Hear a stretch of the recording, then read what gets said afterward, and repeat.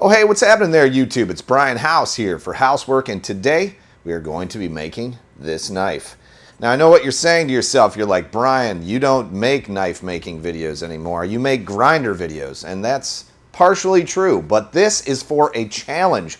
I have been challenged by about 10 other YouTubers, and we are all making a very similar knife, and this is a contest. So if you could, go down in the description and find that voting button and go down there and vote for whoever you like best. Now there's going to be links to all the other Gyuto challenge videos out there, and there's some super big YouTubers who are involved in this, and I was just lucky enough to jump in and actually get invited. So anyway, you're going to see some different processes than you're used to seeing, I think, with knife making, because I have a couple of tools that not a lot of knife makers use, and some processes that I think are a little bit outside of the norm. So anyway, come along on this journey with me to build this knife, and yeah, it's a fun one. We're going to get started with a scrap piece of 3/16 of an inch thick AEBL stainless.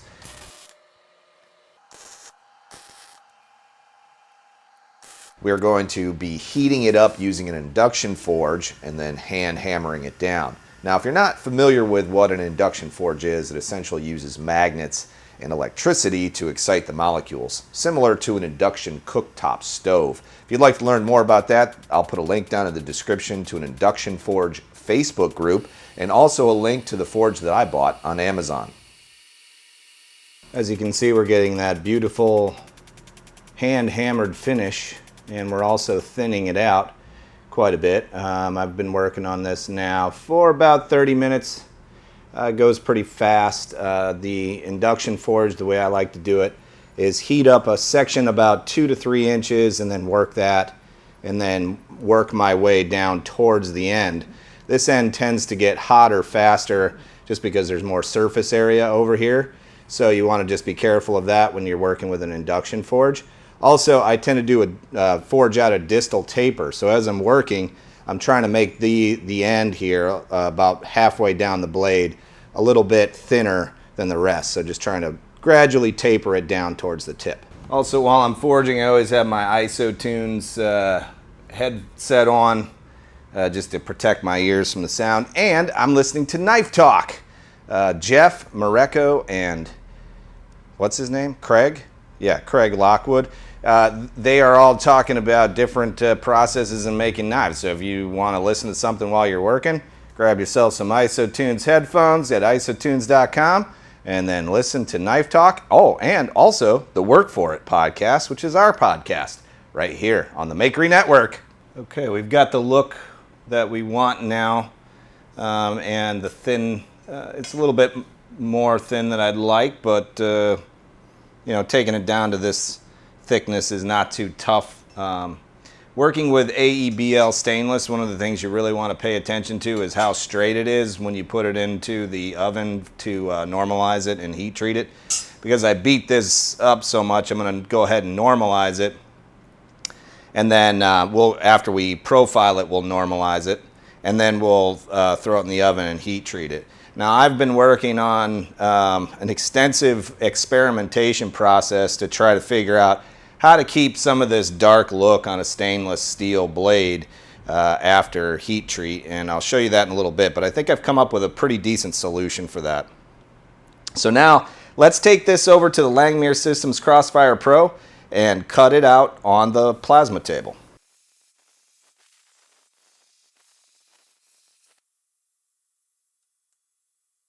Okay, so here we are at this stage in the game. I'm sure you all have some questions about my process, and I'm going to do my best to answer that right now. Yes, I use a plasma cutter to profile my knives.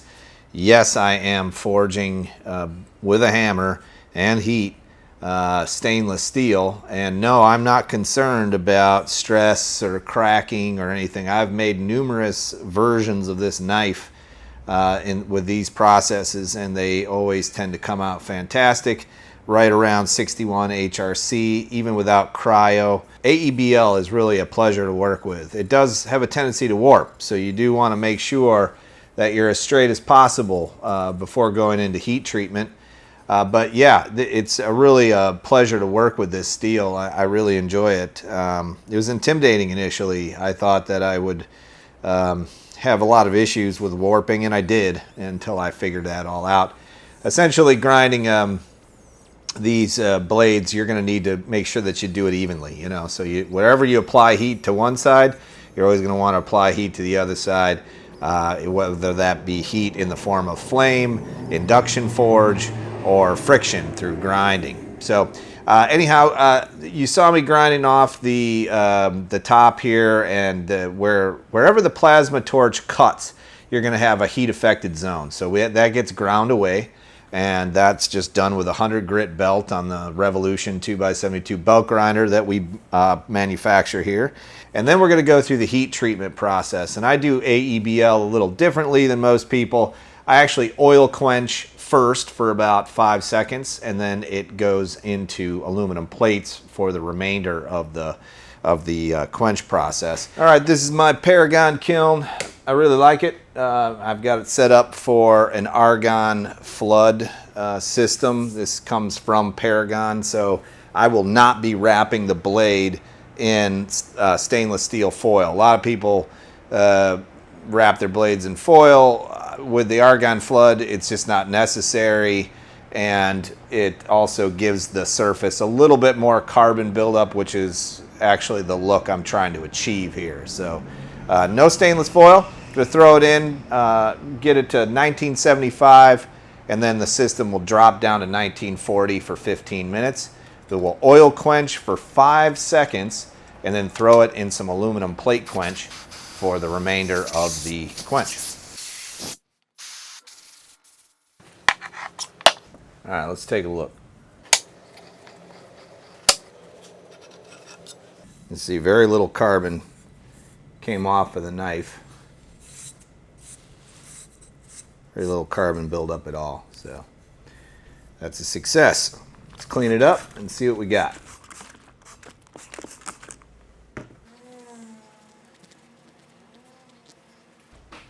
All right, you can see we've somewhat preserved that nice dark layer of, I don't really know what it is, if it's carbon or if it's a mixture of carbon and oil, but we've managed to save that and preserve it. And so we're going to do our best when we go to grind the bevels on this to not mess this up, because that's on there now, and if you want to put it back, good luck. You won't ever get it back on there, because even with, I've tried like ferric chloride acid and other things to try to achieve that same look, and have not had a ton of success. This is like durable, but it will rub off if you put it up against like a grinding belt. But yeah, no, this is exactly what we wanted, and I am stoked. So now into the temper, and then we'll grind our bevels and figure out a handle. All right, so here we are after temper. This was 2 cycles at 350 degrees Fahrenheit. And you can see that we've retained that nice dark finish. It's a little bit brown. There's like a little bit of oxidation on there. That'll come off once we clean it a little bit. But we're now at the point where we need to put some bevels on this thing. And I don't trust myself to freehand grind this. I've done that in the past. This is the exact same knife where I've had to grind up a little higher than I'd like to. Not that I dislike this. I think this is great, but I really, for this blade, this particular blade, I want to go a little bit lower. I just want to do like about a 1/2 inch bevel that rides the entire length of the cutting edge, and that's it. I don't want to go beyond that. So we're going to take some safety precautions. We're going to put some tape on this, and then we're going to use my TR Maker bevel jig to grind this on the Revolution 2x72. It'll be a pretty quick process because the bevels are so short. One of the things, though, that we do want to make sure that we do is we want to ensure that this stays cool, because if it doesn't, it will warp. And we also do need to alternate back and forth between the sides. So a little bit of work ahead. It shouldn't be too bad. But yeah, let's grind these bevels, and then we'll start working out a handle.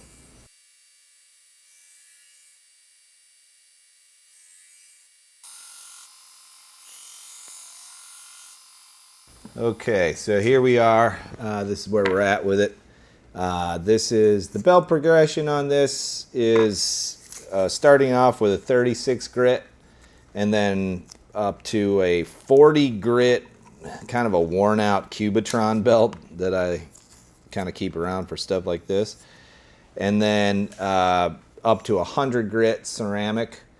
And then from there, I use the technique of a surface conditioning belt with some white compound, and then I move up to a medium surface conditioning belt, or is it a fine? I think it's a fine surface conditioning belt with WD-40, and that kind of impregnates the steel a little bit. There's probably some more refinement needed, a little bit of an like some grind lines in there. I kind of dig that though. I'm leaning more now towards less refinement in my hand sanding, especially when I'm going with stainless steel.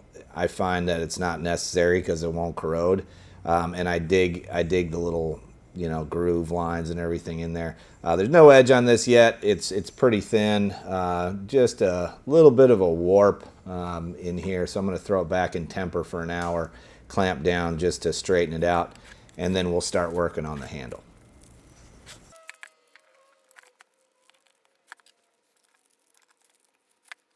All right, so this is just in temper for like an hour, wrapped in parchment, clamped to a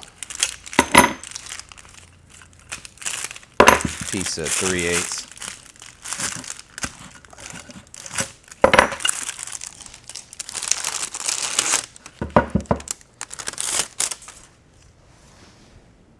Yeah, she looks pretty straight now. Yeah, no warping there. That's good. That's exactly what I was going for. The other thing about warping, if there's a slight warp in a blade, the way I look at it is it's a handmade item. It's something that might have little bits of deviation and whatever else in it. That's kind of part of the deal. So I'm pretty happy with this. It looks pretty straight to me. Let's move on to the handle.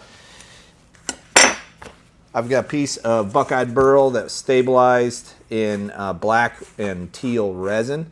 Okay, change of plans. This is the original piece that I was going to use. It's buckeyed burl. It's infused with resin. It's a beautiful piece. Just spent a bunch of time cutting it down, and I thought, man, it feels light. Threw it in a bucket of water, and yeah, it is not stabilized. The gentleman that sold me this as stabilized wood did not stabilize it. So yeah, can't use that. I do have another piece though.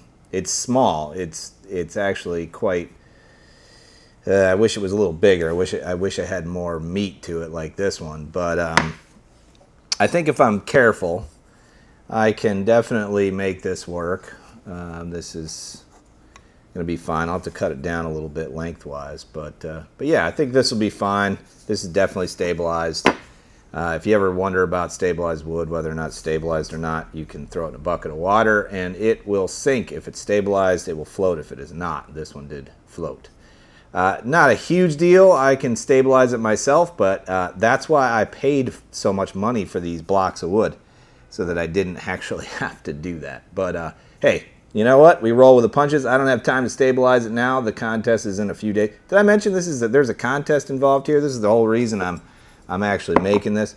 If you would like to vote for me, there's a link down in the description. You can go and vote. Otherwise, there's other makers out there that are doing amazing work as well. And I hope you guys follow their channels as well, because they put together this challenge, invited me to come along, and I'm having a great time doing it. So anyway, all right, I'm going to shape this handle and get it put together. Let's do it. All right, so we've got our hole drilled for the tang. I'm pretty happy with this so far. I mean, it's a beautiful piece of wood. When I dunked it in the water, it just turned out to be pretty nice. I'm going to put a brass cap on it though, so I'm going to go ahead and cut out some brass, and we'll affix it to the top. We'll make a milled slot for this, for the tang, and yeah, this is my first hidden tang handle that I've actually done on my own. So I'm a little nervous about it, but you know what? Gotta get out of your comfort zone at some point, right? So that's what we're doing here.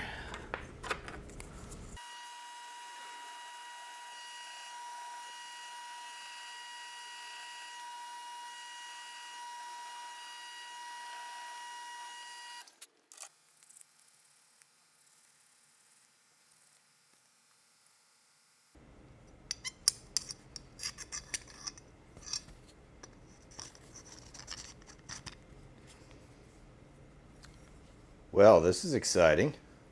It's coming together.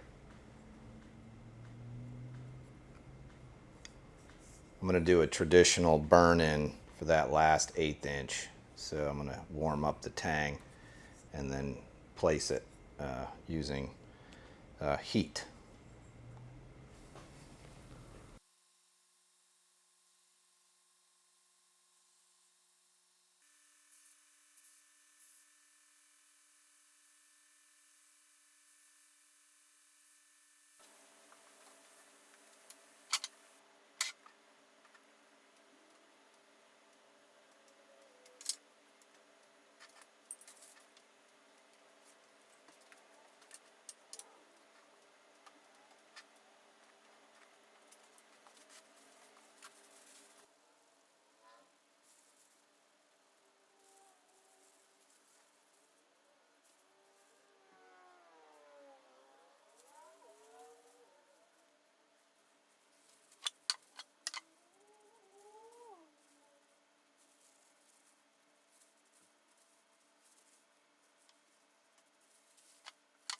Okay, so I let the glue set, and then I just finished the taper by hand using the grinder. Again, this is my first one, so it's kind of risky doing that, but the taper came out pretty nice. I kept the brass nice and cool with the air mister and water while I was grinding it, and everything seemed to stay in place. The epoxy held. So now we just have to refine the sanding on this, bring it up to probably 1,000 or 3,000 grit. I want it nice and smooth. Also, I did a dry fit test of the blade. It seems to fit okay. It's just a little bit off. I think here it's just got a little bit of a slight curve that way, which I hope to fix when I do the burn-in. I'm going to just warm the tang up a little bit using the induction forge, and then slide this in and just finish the sending it home basically by doing that, just to get a nice seat in there, and then we'll epoxy it. Sometimes with these hidden tang handles, I like to do a little bit of beeswax at the top if the epoxy settles down. So we'll see if we have to do that. I am really happy so far with this. I can't wait to see how the handle turns out. But for my first actual hidden tang knife, where I've done everything, I've done a couple of other hidden tangs before, but in this case, in those cases, I was actually doing the work with somebody else, and they were helping me along the way and made the handle for me. His name is Ben. You can look him up on Instagram, Ben's Bites. He's an awesome handle maker and knife maker, just a tremendous guy to work with. So he's been helping me a lot. But anyway, enough babbling on. Let's just finish this handle and send this thing home. I got this knife vise from TR Maker. He's a Turkish gentleman who makes some of the best knife making supplies I've ever seen. If you're interested in that, I'll put a link down in the description. He even will laser etch your logo on there. This tool has been a game changer for me as far as doing work doing handle work, really. You know, it's a fantastic little device, and you can manipulate this thing in every which direction so that you're not constantly fiddling around with, trying to turn your piece and work piece. Angles are really important when it comes to this stuff. So yeah, you can literally manipulate this thing in just about any direction you can think of. So check out TR Maker. I put a link down in the description so we can get you one of your own. Plus, he sells all kinds of other stuff: surface grinders. I mean, I didn't even know. He's got a ton of products. So good guy to work with too. Really like him. All right, so here's where we're at with this. It's a little hard to see. There are some scratches still left in the epoxy. It's a little tough to get that out. I've got a little trick that I do with this just to finish it off. But yeah, we're up to 3,000 grit. She's nice and soft. Everything's kind of blended together. It's not perfect, but this last little tip that I'm going to give you on finishing handles is pretty useful. I actually use the soft platen. It's one of the videos in my library that I made, which is kind of a stack of old surface conditioning belt and some leather put up against a flat platen, and then another surface conditioning belt spinning on top of that, and with a little bit of rouge on it, like White Diamond works, or whatever you got, any rubbing compound really will work. And then that will finish off all of the scratches. It'll kind of just polish everything up. And you just want to go real slow and light and take those scratches out using the surface conditioning belt. But that was a game changer when I learned how to do that. And yeah, we're about ready now to set this tang and get everything glued up. Okay, we're gonna do our heat of the tang and finish the hole in the inside of the handle. Just gonna heat up the very end of this. It's just gonna take nothing, no time at all. And then we're going to slide it in and burn it in.